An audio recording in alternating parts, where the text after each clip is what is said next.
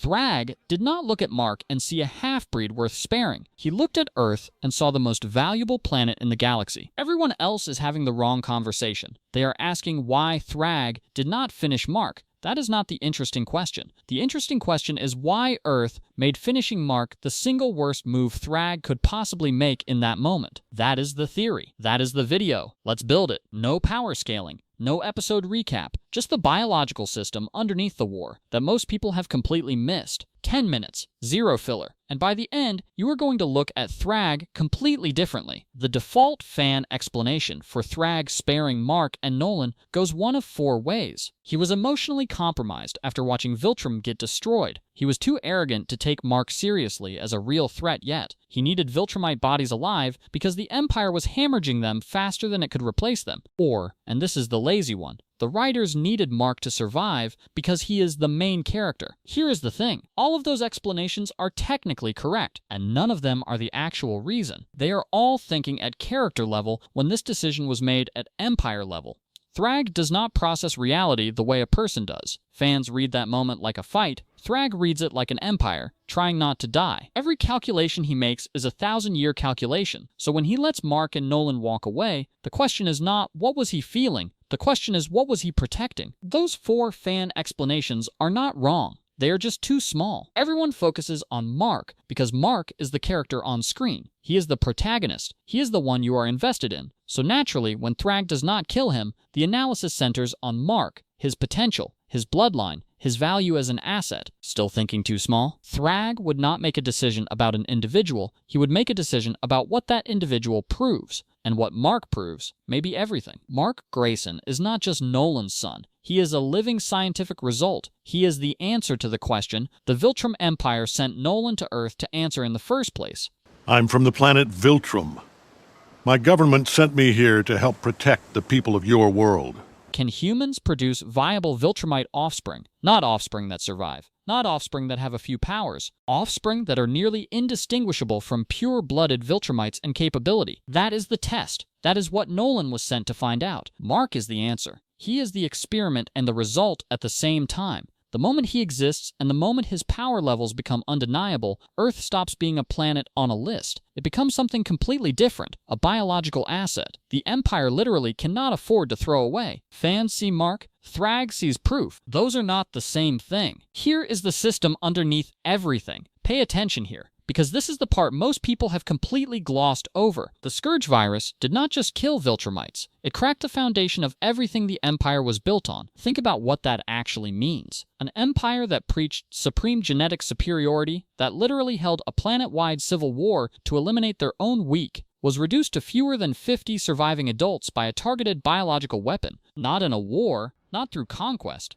through a virus. That creates a problem military strength cannot solve. You can win every battle, you can conquer every planet, but if you run out of Viltrumites, you lose by default. The Empire does not have a strength problem anymore, it has a continuity problem. And continuity is solved through reproduction, not conquest. So the search begins. Viltrumites attempt to reproduce across the galaxy. And here is where it gets genuinely insane. Of every species they encounter, only one produces offspring that inherit Viltrumite abilities at any meaningful level. Every other compatibility test fails. Humans, not a warrior race. They could at least frame as worthy, not something impressive. Humans, the most unremarkable species in their conquered territories. The answer to Viltrumite's extinction problem is walking around on a mid-tier planet that has not even figured out interstellar travel yet. Earth was not selected out of convenience. Earth was selected out of desperation. Nolan was not sent there because it was close or easy to infiltrate. He was sent there because Earth had already been flagged as the only viable genetic match in the galaxy for Viltrumite reproduction. The mission was not really conquest. It was survival disguised as conquest. Nolan Grayson's mission was not to fall in love. It was not to build a family. It was to test compatibility, integrate into human society, produce offspring,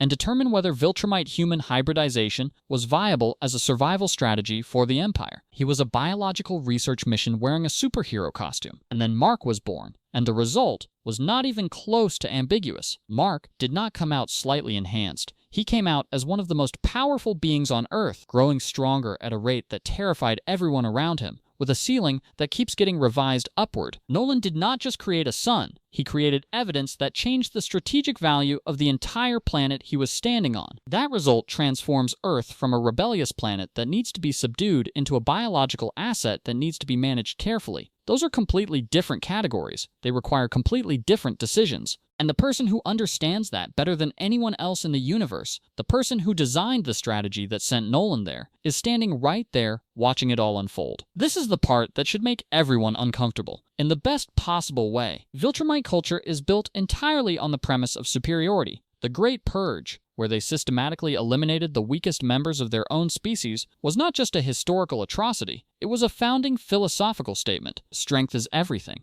Purity is everything. Weakness in any form is not tolerated, because weakness is what kills civilizations. That is the ideological core. That is the religion the Empire runs on. And then biology offers them the answer to their extinction problem. And that answer is humans. Not another warrior race they could at least frame as worthy adversaries, not a species that could challenge them in any meaningful way. Humans, the species Viltrumites have spent centuries treating as primitive, inferior, barely worth the administrative overhead of conquering. That species has the genetic compatibility that may save the Empire. The universe does not care about Viltrumite ideology. It has a deeply specific and absolutely merciless sense of irony. Thragg does not have to respect humans to need them. And that gap between what the ideology demands and what biology requires is arguably the most explosive contradiction in the entire comic, because it means the empire that built itself on the purity of its bloodline may only survive by diluting that very bloodline. The species that held a planet-wide purge to eliminate genetic weakness now has to look at the weakest species in its territories and reckon with the fact that they might be the answer. That is not a small ideological problem. That is the kind of contradiction that hollows out an empire's identity from the inside. Thragg can manage it, he cannot ignore it, and he absolutely cannot explain it to his followers without cracking something that cannot be repaired. Now go back to the moment. Thragg has just watched Viltrum destroyed. Fewer than 50 Viltrumites left alive in the known universe. He is standing on Earth, the only planet where the compatibility test did not just pass, it exceeded every expectation. And he knows all of this simultaneously, because he is the architect of the entire strategy that sent Nolan there in the first place. Killing Mark in that moment is not strength, it is the single most wasteful thing Thragg could do. It is destroying the most visible proof of Earth's biological value because of personal anger or tactical impatience. Thragg is many things. Stupid is not one of them. He has spent thousands of years keeping a declining empire alive. He does not make reckless decisions at the exact moment the empire needs every viable option available to it. And here is what the comics make explicit. Thragg's terms after the Viltrumite War are not surrender. They are a biological agreement. The Viltrumites will integrate into human society. They will interbreed with the human population. They will replenish their numbers using the only species in the galaxy that can actually do that for them. He says it himself. Viltrumite human hybrids are the closest thing to pure-blooded Viltrumites that now exist. He did not spare Mark because Mark mattered to him emotionally. He spared him because destroying proof is a losing move when you are the one who needs the proof most. The decision was cold, long-term, empire-first arithmetic. Here is the part that makes Thragg more interesting than most people give him credit for. He probably hates all of this. Everything about the biological reality of Earth contradicts the world Thragg believes in. He built his identity around the idea that Viltrumite supremacy is self-sustaining, that the pure-blooded line is what produces greatness, that anything outside the Viltrumite genome is by definition lesser. His entire sense of self is built on that foundation, and then the Empire's survival is handed to him on a plate stamped with the DNA of the species he would most want to look down on. The universe does not give him another option. It gives him that one, or nothing. He cannot ignore it, because ignoring it means extinction. He cannot genuinely embrace it without humiliating everything the Empire stands for. So he does what only a strategist of his caliber can do. He accepts the reality without accepting the ideology it implies. He uses Earth without conceding that Earth matters in any way that flatters humanity. He frames the whole thing as conquest and control rather than what it arguably is, which is dependency. But the dependency is real. Earth does not just offer Viltrum a future.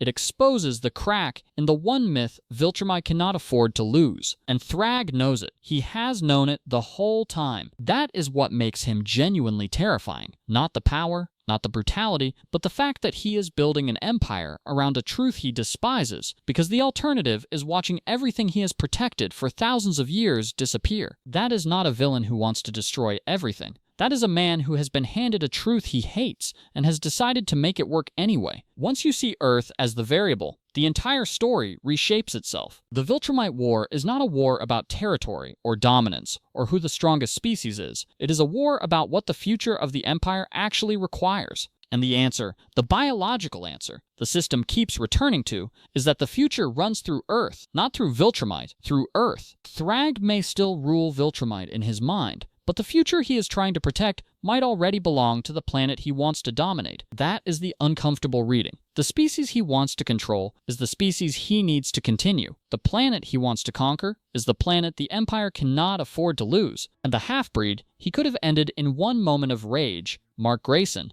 is the living argument that makes the entire case harder and harder to dismiss. Every Viltrumite who builds a life on Earth, every hybrid child, every generation after that points to the same ugly truth. Mark surviving was not a narrative convenience. It was the first brick in the foundation of what the Empire actually becomes. Once Earth becomes the variable, sparing Mark stops looking like hesitation. It starts looking like the only rational move available to the one person in that entire war who was thinking at that scale. Here is what I think is the real twist in Invincible. It is not that Mark survived. It is that Earth may already matter more to Viltrumites than Viltrumite will ever be willing to admit. Thragg did not go soft. He did not blink. He looked at the most important biological asset in the galaxy and made the only rational decision available to an empire that was running out of road. So here is what I want everyone to fight about in the comments. Was Thragg sparing Mark mercy, arrogance, or proof that Earth had already become too valuable to treat carelessly? One of those three. Tell me which one and tell me why. First hour, I am in the replies, and if you want this level of breakdown on every arc going forward, you already know what to do.